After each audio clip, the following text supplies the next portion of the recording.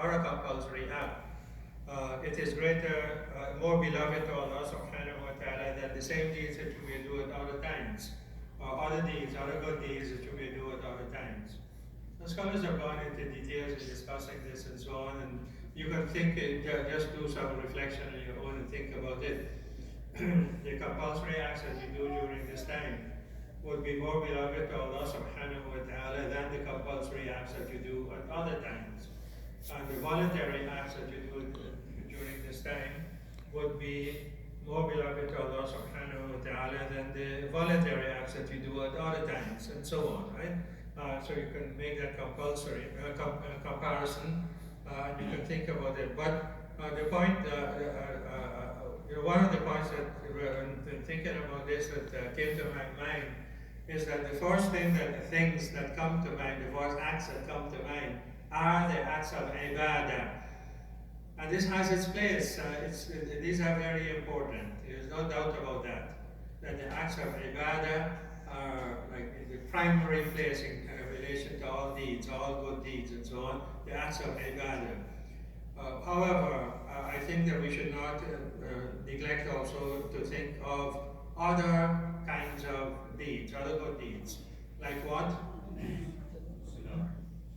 Silat al-Rahim, Birr al-Walidain, being kind to your parents and so on, Silat al-Rahim, so being kind to all of your relatives or different relatives and so on, and acts of kindness and so on in general. Good deeds that will be helpful and beneficial to people, including perhaps teaching, especially teaching beneficial knowledge of the deed and so on, right? Correcting people and telling them of the bad deeds that they should be aware of and so on. So there are lots of things, so we can generally divide them into acts of ibadah.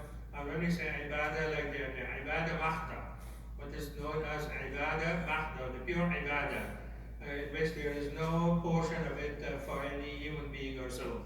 It is only between yourself and Allah subhanahu wa ta'ala. That is ibadah mahda, the pure ibadah, which is between yourself and Allah subhanahu wa ta'ala alone. And then all of those other good deeds also, which in some ways may be acts of ibadah because you're doing them only for the pleasure of Allah subhanahu wa ta'ala. However, people may benefit from the good acts that you do, the kindnesses that you extend towards others and so on. So we should think about life on the whole, and all of the good things that we can do. There are many good deeds that we can do, and not just the acts of ibadah. The ones that we think about are usually what we can do in the Masjid.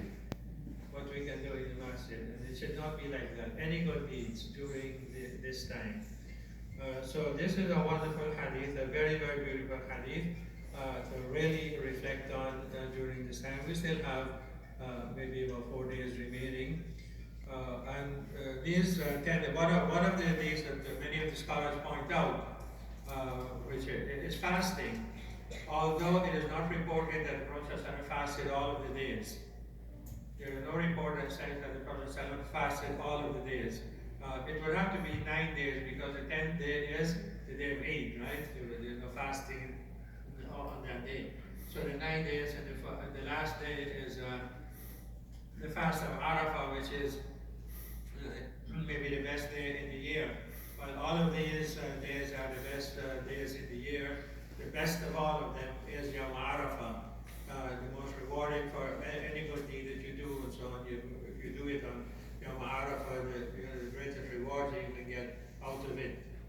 So that everything culminates with that and then with the day of Eid.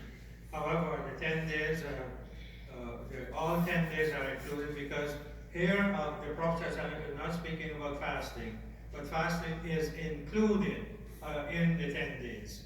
So the 9 days, as much of the days that we can do fasting, the more rewards we can get.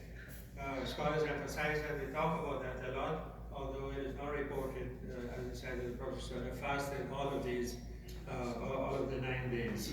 He emphasized, of course, Yawm Arafah, and the reward that you get for that is the forgiveness of sins, both for the past year as well as the coming year. May Allah subhanahu wa ta'ala enable us us to, understand what we have to do and enable us to do that, and reward us for it. جزاكم الله خير. السلام